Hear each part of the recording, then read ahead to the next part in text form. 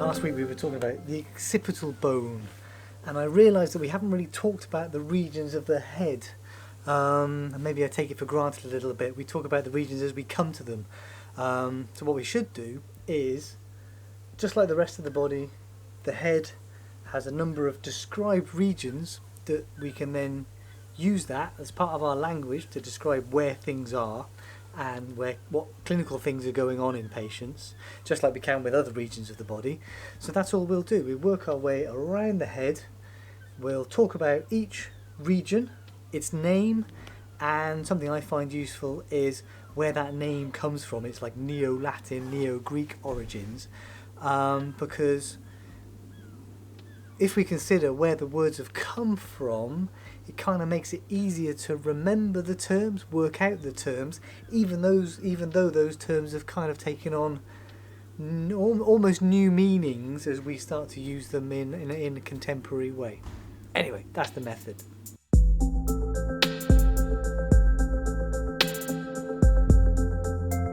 I'm not just talking about the neurocranium or the viscerocranium.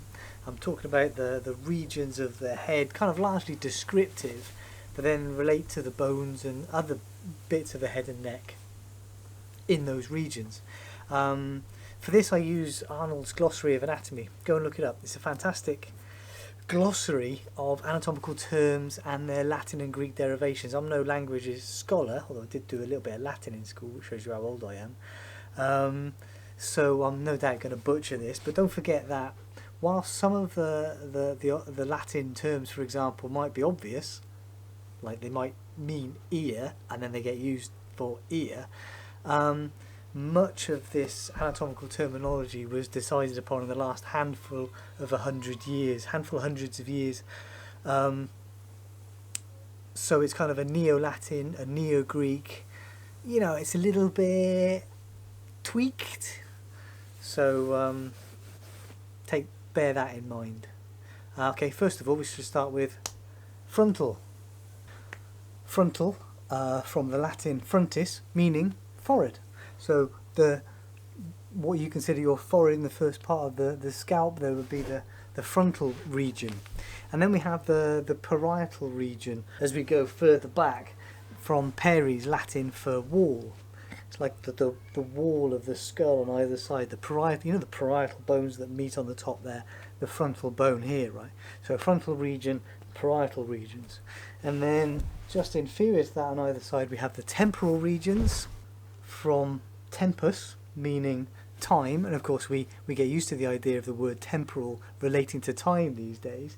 And this region here, just superior to the ear, gets called the temporal region because it shows the passing of time in men, for example, when you start to reach my age, and this is where we see the first signs of grey. So the temporal region, tempus. That then takes us around to the occipital region, the back of the head, occipital, caput. So caput means head. The Latin for head is caput, and we see that get used quite a bit around the body.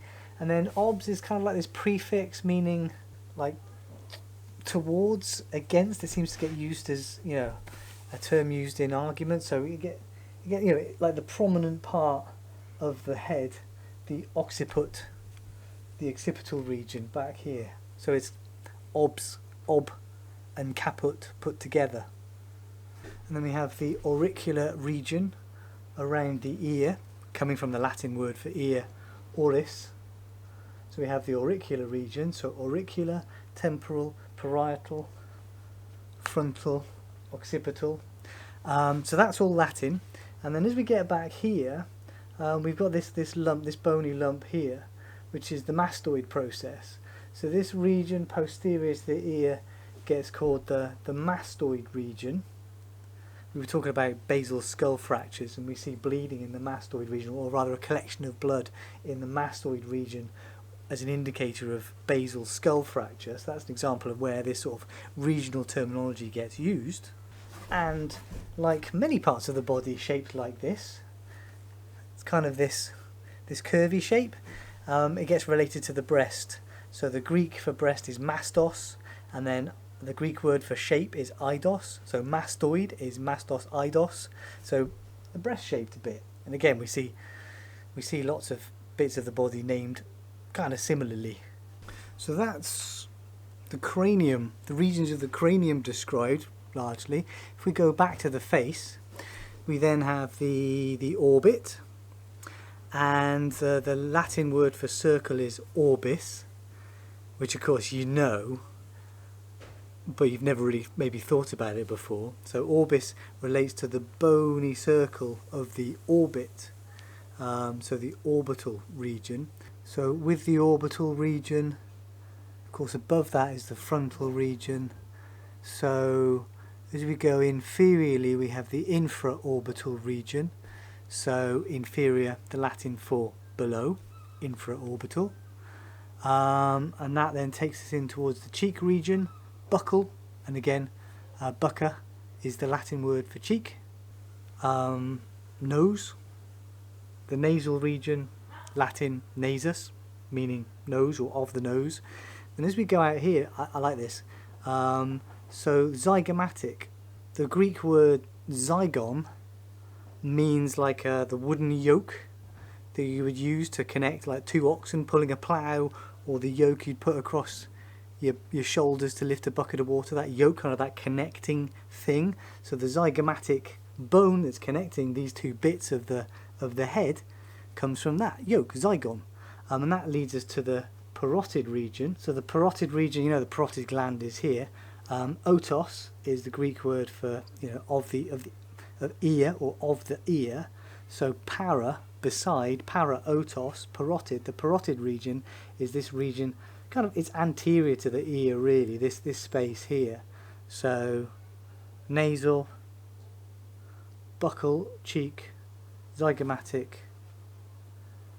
parotid, auricular. So we can be quite specific about regions that we want to be specific about when we're describing things and communicating things, right? What does that leave? That leaves the mouth, so the oral region, or coming from the Latin word oris, meaning of the mouth, and then the chin. Now the chin's interesting. If you think of Rodin's The Thinker, that statue where he seems to be pondering with his chin on his fist, we've got two Latin words here. The Latin word mentum refers to the chin, and mens refers to the mind. So we're often thinking about Rodin the Thinker. It's a bit of a circular thing, isn't it? But the mental region is the chin then. So mental, oral, buccal, nasal, and so on. That's it. Those are the names of the regions you need to know about so you can communicate this anatomy effectively. I've probably butchered the pronunciation and the understanding and the etymology and all sorts, but the point is, if you have an idea about where the word has come from, hopefully that makes the recall of that word easier.